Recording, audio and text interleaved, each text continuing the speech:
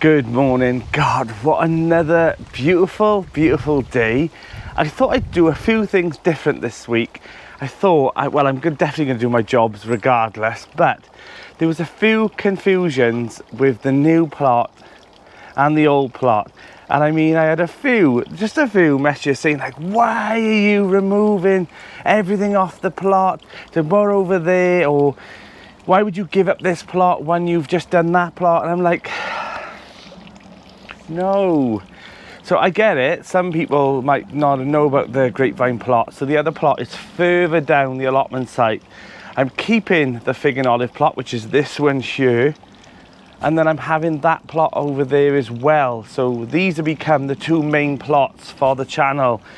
Yeah, so I was a bit like, no, I thought I explained it enough, but I probably just presumed that people knew the names of the plots. So yeah, so the grapevine plot is further down the site.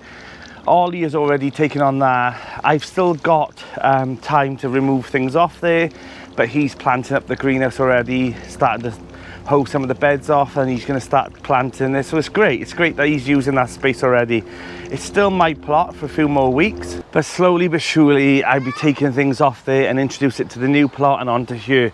So yeah, there's loads going on, but it's been an absolute manic week. So the plan today is I've brought over some more compost.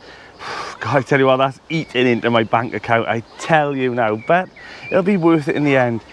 I'm gonna hopefully build some more beds today, show you exactly what I've done, show you what I'm gonna be doing next, and the future plans for this plot and this plot, because there's quite a few things that might change. And then what else have I got to do? Oh, I've got to plant out. So honestly, I'm desperate to plant out. I also have changed a few things. I've also I'll show you in a minute what I did with the tulip bed, and I've reintroduced some more plants in there, so I'll show you that. So all the dahlias are in there now, well, some of them. Got loads more dahlias to go out. The polytunnel's still half full. We're slowly getting everything out. And then the tomatoes can definitely go in probably by Monday, I'm hoping. So yeah, everything's going. I've been having a harvest of potatoes already. Things are starting now to jungle up, but I need to get loads of things planted out. So it's going to be a manic couple of days, but let me show you what's gone on so far. Now this is going to be an honest review of my plots. There's no point trying to whitewash things and stuff, because I've never understood why you would do that, because it's an allotment, it is a garden, it's an ongoing progress all the time. You're never finished, and I never would want to show you going, oh, I've done everything, it looks amazing. I was absolutely truly blessed with all the comments that I had on the last video saying, how did you get all that done in 3 days? I had some help from friends, you know, they did dig over the front of the plot, and that did spurred me on to get more jobs done. But it's looking grand now. Most of the work now has got to be done by me. So let me show you around an honest plot tour. So this is now the dahlia bed, and I've also had, look at this bee here, he's just chilling out there. Chilling out. I also caught one in the polytunnel yesterday when I was watering as well, and he was just sleeping under a petunia, under a marigold. So yeah, I thought that was hilarious. But yeah, I put 5 dahlias in here. That's probably more than enough.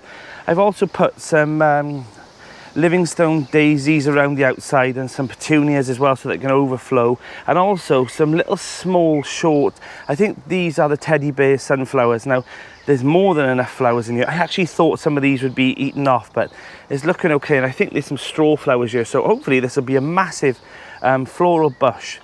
But the dahlias, I'm going to top them soon. I'm going to take the heads off so that they don't go too high, they just bush out instead. So yeah, I'm going to give them a little Chelsea chop. This bed now has got some onions that haven't bolted, and the lettuces are looking fantastic. I've also put some canes in, one here and one going through this obelisk, and therefore the sunflowers. Now these are my sunflowers for Linda's channel. So Linda over at the Feel Good Garden, she's doing the tallest sunflower challenge and also the biggest sunflower head. So fingers crossed, we're in for a winner.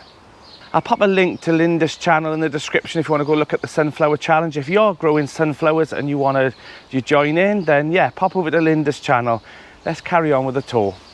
The shallots in here and the garlic. I've done a weed already and the rain has come back and it's put some more coltsfoot in here. This is an ongoing problem in this bed, but yeah, it is what it is. In here, I took out a pile of plants and I also then saturated it with some beautiful, beautiful red, white, yellow and pink lupins. So I think this is going to look absolutely stunning within a month or so. One have already come out already, but yeah, the lupins are in this bed this year. The nasturtiums, with all that rain now, has absolutely gone bonkers in this bed. I haven't seemed to have a problem with the nasturtiums going in the asparagus bed. They do give some cover crop and also keep, you know, the soil moist underneath for them. So yeah, I'm happy for them to companion live in here. I've got all of these plants to go out as well. I've got like this, these are all my spare beans. I've got some Brussels sprouts and some other sunflowers and you name it in here, and also these as well, which I'm really pleased with. I'm really pleased with. These are the gypsophila, and this one was nothing. I thought it was a dead plant when I bought it, you know, and it's come to life. And then I've got this one as well, which is obviously a bit stronger, so these are gonna have to be planted out. The polytunnel, where do I start with the polytunnel? It's not where I wanted it to be. A lot of things hasn't gone to plan, but I didn't plan on having this plot, but it is what it is. Let's look at the polytunnel. So my tomatoes are still up here at the back, and I've got a pile of Livingstone daisies. Now, these are fantastic. If the sun's not out, they close up, and then when the sun comes out, they open back up. So yeah, they need to go out. It smells so floral in here now with the petunias as well. I've got a pile of straw flowers, all the marigolds for the beds for inside here. They need to be planted up as well. I just need to get most of the plants sorted now for the polytunnel. I've got some basil here as well that needs to go in. This, I don't know what it is. Oh, it's oregano. Yeah, so there's piles of things in here. I've also got some hollyhocks off Claire at the farmyard garden that she gave me in Malvern. Sunflowers, you name it. I've got all these things in here. I've even got some more lettuces that got to go out. We've got a bit of slug attack by the looks in this polytunnel, so I'm gonna have to have a look. But yeah, it'll get done. Most of the shelving units now are pretty much empty. They're all my stragglers, my extra bits, that just in case something goes wrong out there. Now, I learned about 2 years ago not to give all your spares away, because I remember thinking, I've got 2 trays of beans here, and I decided I'll just give them away, and I gave them to someone else, and then I had a slug attack and I lost half my beans, and I didn't have a very great bean harvest for a while because I had to re-sow, blah blah blah. So I'm always now cautious, and I keep back a tray just for myself. So yeah, don't, you know, be generous but also be cautious. Now, if you remember last year, this was absolutely full of nasturtiums. Now look at these huge ones, look at the leaves on these. I've planted this up with different colour nasturtiums this year, and yeah, the banana plant is coming into life now as well. So that seems to be one of the iconic statements in the garden, that this turns this plot into some kind of tropical oasis, and it just really fits, which you wouldn't think it would, but it does. The carrots, well, they're just perfect. They're absolutely perfect. Are my other carrots doing well? No, but these are doing okay. The beans, they're having a nibble at the bottom, but the beans itself are doing okay. Let's wrap that back around. Now, I've talked about this before in previous videos. Did you know that in the UK, the runner beans go this way around, and in Australia, they go the other way around? A bit like water in the toilet in Australia and here, you know, it goes the opposite way. Same with the beans. Why do the beans know how to do that? So the beans know to do it this way here, and they do it the complete opposite in Australia. So yeah, a little fun fact to tell you there. This has been a complete failure. The leeks are doing okay. I've got some onions from seed, they're not doing anything. The parsnips, if I'm honest, I think I've got 2 parsnips. I think I've got one there and one there, and that seems to be it. So yeah, parsnips don't seem to be going anywhere. The beetroot as well, I direct sowed beetroot here. I also planted some beetroot. It's just nothing doing here, so this space will have to be used for something else, but that's okay. Jane's garlic, I think she's got her own garlic now, but there's some garlic in here that I planted for Jane just in case. The shallots now, they're coming over. The celery, they're doing all right. They're doing okay. This bed needs a good weed in as well. The ocker now, all the ockers out. This one didn't come, and this is what I was telling you about keeping spares. So I planted up the extras in pots, and then I planted this one out here. So this is the New Zealand red with white eyes over here. So yeah, now I've got 3, 6, 9, 12 ocker in here. So yeah, I'll keep you updated on those. The bean bed in here, the metal bean bed, they're doing okay. You know, for some reason I thought they would have shot up a little bit more with all this rain, but they're starting to slowly climb up the trellis system. So yeah, I'm happy with it, but I would have been a bit happier. Through there you can see all the new potatoes, the Charlottes now, they're doing amazing. I've noticed the yellowing on these beans over here. So I think I'm gonna have to give it like a seaweed feed just to boost the nitrogen. So that's the plan today as well. This bed is amazing. This is a mixture of Pink Panther onions. They're doing really well. Peas, I've already been picking a pile of sugar snap peas as well. But if you can see, there's a pile more on here as well. So that'll be my lunch today. We've got a pile of rocket around the outside and also the salads as well. So the salads are doing grand in this bed. I'm really pleased with this bed. Now look at this one. Look at this one. You win some, you lose some. Right, on to the other plot. Oh, before I get to the other plot, let me show you the herb garden, which I'm really pleased about. So the herb garden now has got the chives in it. It's got some parsley. There is a few things I mentioned before that the sage died here. So I've got a spare sage which I planted just in case. So I'm glad about that. But yeah, it's looking okay. I'm really pleased with this area. So the new plot, which I haven't named yet, I don't know what to do. Still got this to tackle at some point. I'm not in a rush to do this area here yet, because obviously I need to do a lot of planting out first. But this has all been finished now. I've actually weed membraned the whole area. Now, it's not staying down permanently. It's just for now, just to keep this from growing and going wild, because Mark only did this about a week ago. And already weeds are coming up again here. So yeah, I need to make sure that I keep on top of this. I need to bark these paths as well. I've started to lay out some of the beds. This one's got to be modified because obviously I can't do a rectangle here because I've got to go around this tap. So I'm not sure whether or not I'm going to go to here and then put a small bed just by here, tiny small one here. Maybe I'll put some flowers or something there. Some marigolds or something. But yeah, so this bed's gonna have to be a bit shorter. The beans, they've had a few nibbles, but they're doing okay. They're doing all right. They're starting to climb up the poles now, which is what I'm happy about. Starting to twist up, which is great. Also the second bed, oh, this is blowing into you, look. The second bed is doing well as well. So these are, I think these are white flowers, and these are red. These are saved seeds. And then at the back here, they're Greek gigantes. Now the brassicas are in here. I've got 6 calabos, 6 Durham early, and then at here, this one here is my white sonsima. Now out of all the seeds, one grew. So he's there, pride and joy. Again, I've started to put out the cardboard in the beds where they're gonna go. And I need to put in, so I've got 4 up here. I need to put in at least another 4 here. So hopefully I can get some more beds up today. The weather's just been crazy, crazy. So yeah, at least I can make, I'm hoping to make at least another 4 beds, hopefully 6. And then down here, potatoes are looking amazing. I've got in 2 courgettes. This one's from my friend over at Kleingarten at on Instagram. I'll pop a link to their Instagram in the description. This was off Johnny. This is Crimson Crush. So that's a blight resistant tomato. For some reason I didn't pop the label back.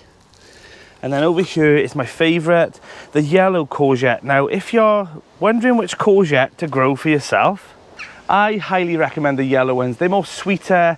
I find the flesh a lot more softer, and they just seem to be better in things like curries. And I've also put them in like pasta bakes and things like that. So yellow ones are my favourite out of the both.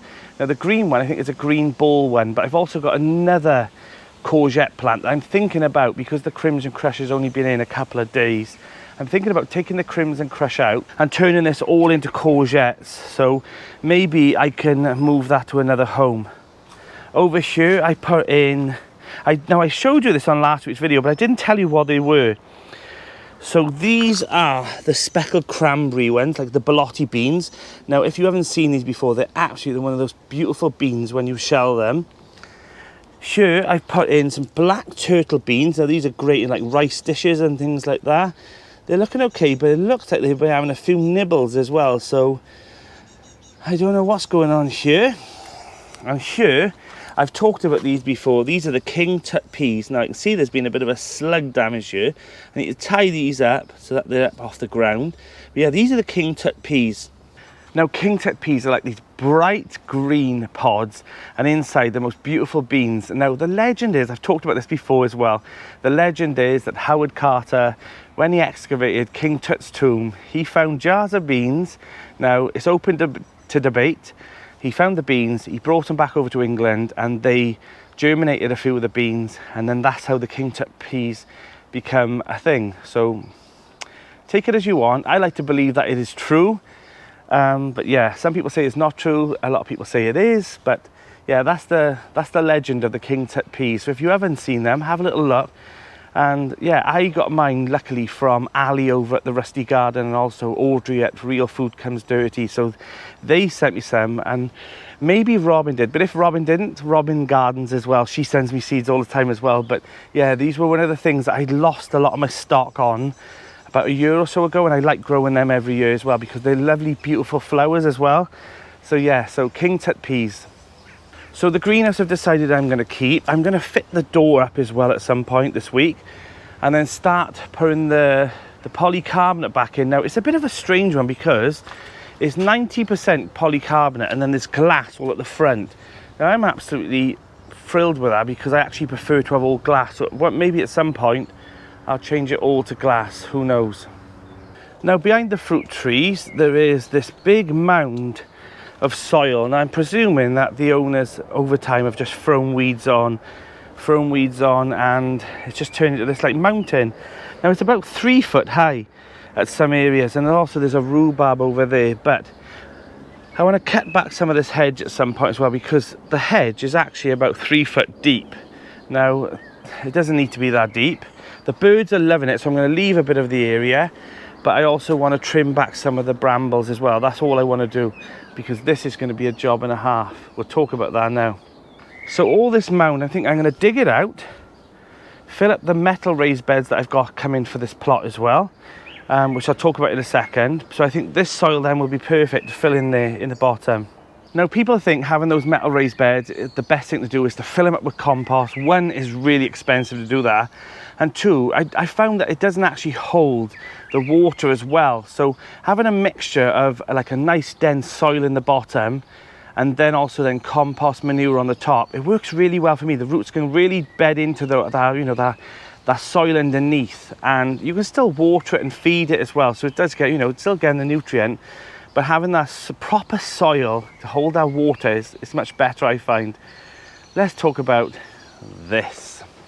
So the shed, I've never actually been inside. I've never once been inside, and I mean, it is absolutely falling apart, which is a shame because it's so old. But I'm hoping some bits can be used, or I can turn it in, some of the wood into maybe paneling or something.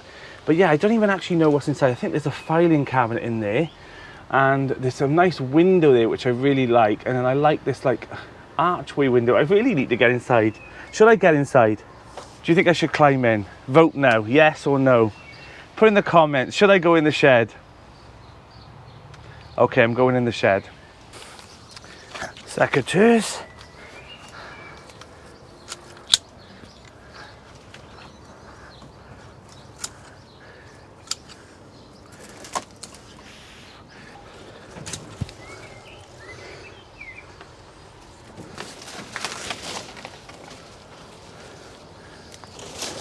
Okay, so there's some random things in here, like a fire extinguisher, TV aerial. Why? Maybe they were a plot holder like me with loads of gadgets. I've not got a TV in my shed. So I love this big window here, so that's made me think that perhaps I should keep a window to that side. Now it is falling apart. There's a lot of holes. There's this old rusty filing cabinet that's falling apart. That's gonna have to go. Maybe I could turn this on its side and use it as some kind of planter, you know, for a year or two. That's an idea. Maybe a carrot, you know, carrot bin or something. But there is a nice little window here.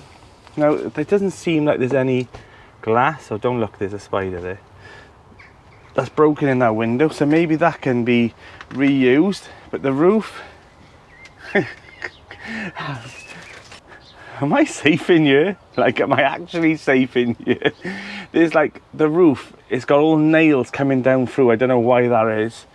And yeah, it doesn't look the safest shed in the world, but I'm not going to give it a good shape. But it's looking okay for space-wise. I like the size of this shed, but this definitely can't stay. There's not much that can be reused, sadly. Probably some of the older pieces for like feature pieces and things, but yeah, sadly this shed is the shed of hell. But it has got some charm though. Like, I like these thick beams on the doorway, and that's about it. But this is my next job. This brambles, and under there, I believe, I honestly think I can remember seeing fruit bushes underneath there. But yeah, so yeah, the shed's not giving me many treasures, but yeah, it's a bit of a project for sure. Let's get out of here.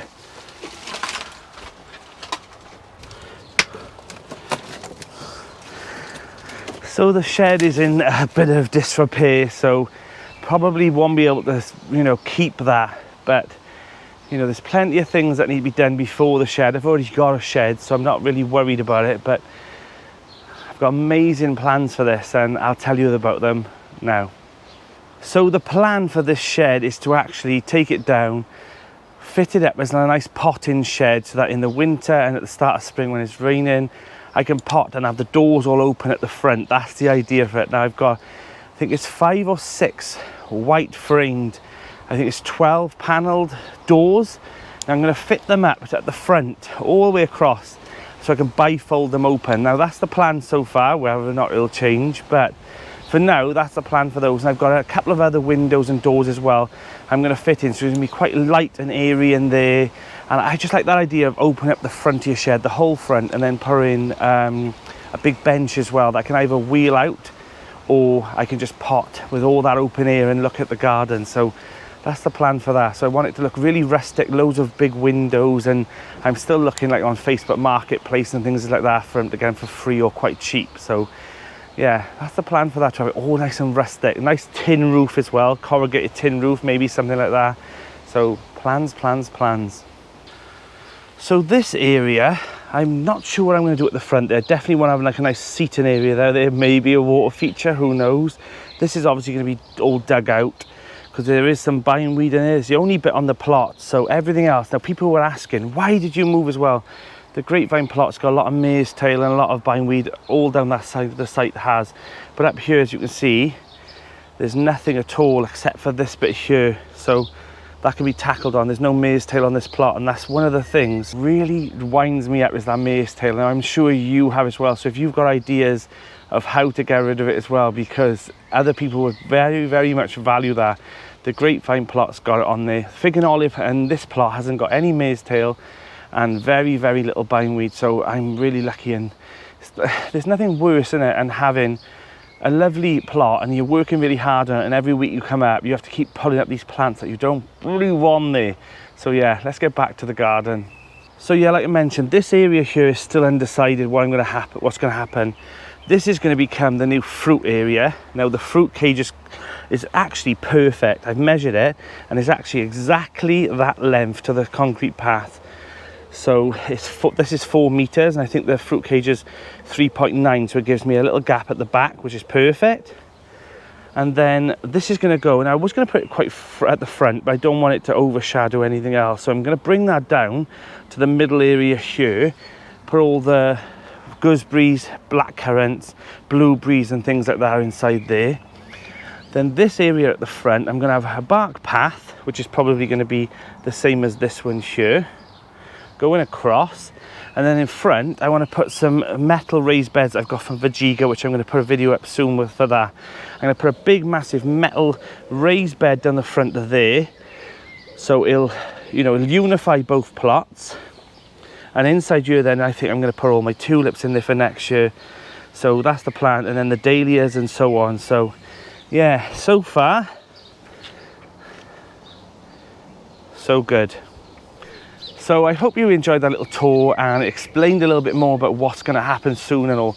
So on the fig and olive plot, a few things might move over to there, but pretty much this character stay in. There is some plans as well, because obviously this raspberry bed here, which is an absolute jungle, it was one of those things that I didn't tick off the list when I hurt my ribs. So in autumn, when they die down, they'll be dug up, they'll be moved on to the other plot, and then down here there'll be a nice new long raised bed.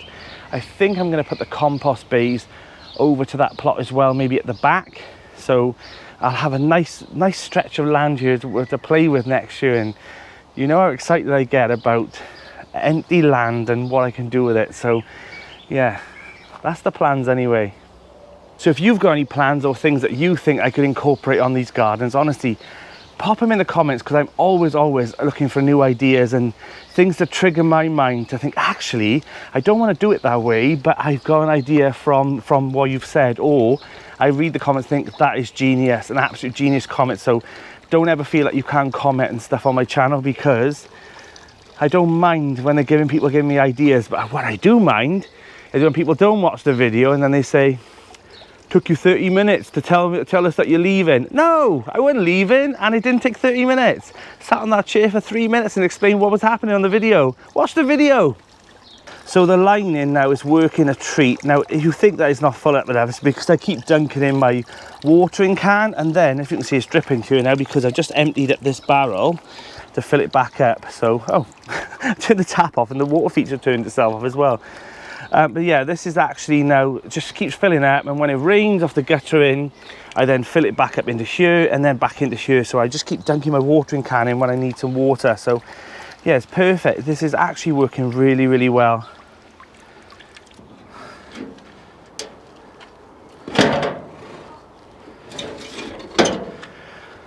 So these are the communal wheelbarrows. So if you've got your own wheelbarrow, that's perfect. But if you haven't, there is a store here, normally 4, just on the side of our communal toilet as well. Now this is our toilet area. It was funded by the lottery, and it's just a compost toilet, and yeah, it's got solar lights inside, and yeah, so we don't have to nip home all the time. So people have asked before, how do we go to toilet and stuff? Well, here it is. So we're back on the fig and olive plot, and I want to show you this idea. I'm pretty sure it was Carol Klein that did it, and I seen it. So what you do is you take all your tulips out and you just stack them in a bucket on a 45 degree, and then you just stack them all here to dry out. All this energy then goes back into the bulb, and it means you can free your bed up. So they're all in here now, drying out, and then, I mean, if it rains, it'll run down the stalks onto the soil and out anyway, out with the holes in the bucket. But yeah, you don't want to be stacking them up, you know, and then it fills up with water with buckets. So these have got drainage holes in it. So they're on a 45 degree angle, and then hopefully these will dry out and I can plant them back out in autumn. So I've still got loads to do, and I always get told off, actually. I always get a lot of comments asking, like, why don't you do plot tours? Why don't you show us, you know, an overall month by month, you know, month by month? And a lot of gardeners do that, and for some reason, I never do it. I always seem to just come on, show you what I've done, and then carry on. So if you want me to do more plot tours, pop a little, you know, comment underneath. But I hope you enjoyed this today as well, that, you know, showing you around of what I've got planned, other people's gardens and stuff as well. So I'm looking around and thinking there's a million things to do. Do you ever do that? So let's try and get something done productively. Our hearts beat to the city streets. We began to feel the fire. We rise like tall buildings as the chemicals, they take us higher. The night's young and it's just begun as she puts her hand in mine. We wanna chase the night, wanna dance to the light, pull stars from the sky, just two hearts running wild. Never sleep, never stop, as we shout from the top. We're gonna be two hearts running wild.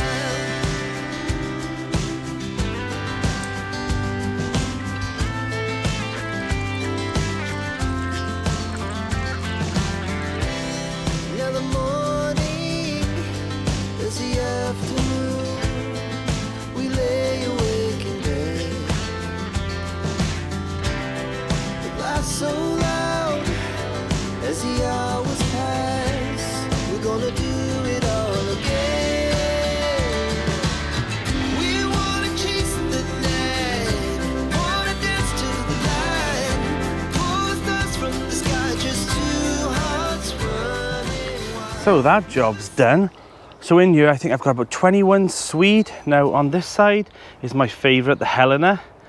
And on the other side, I've got some marion. Now in between, I put 3 Cavallonero black Tuscan kales in there as well. So hopefully when the swedes grow up, then the kales will go higher, and they should be okay in there. I've done it before and that seems to work, and I'm going to do the same in here. So inside here, these are all the cabbages, but because they're lower brassicas, then up above there I'm going to put in probably either my 2 big sprouts, or I'm going to put in some cauliflower or something, maybe like three or 4 cauliflower there as well. I also need to mulch this bed here before it gets full of weeds, so I think I'll do that now. Pop some cardboard down, or just put the compost on top and then give it a good mulch of compost on there, so these beans will get a good feed. Now some of these are not tying on, so I'm going to have to clip them on as well at some point. But yeah, I'm happy. I am happy with how much we're going in so far. So I need to get a couple of more beds up here, and then at least the plantings out there, and I can carry on with the other stuff. So I'm pleased with the progress I've done. What else have I got to do today now? Oh, that's right. I'm Danny, and this is Grow Up.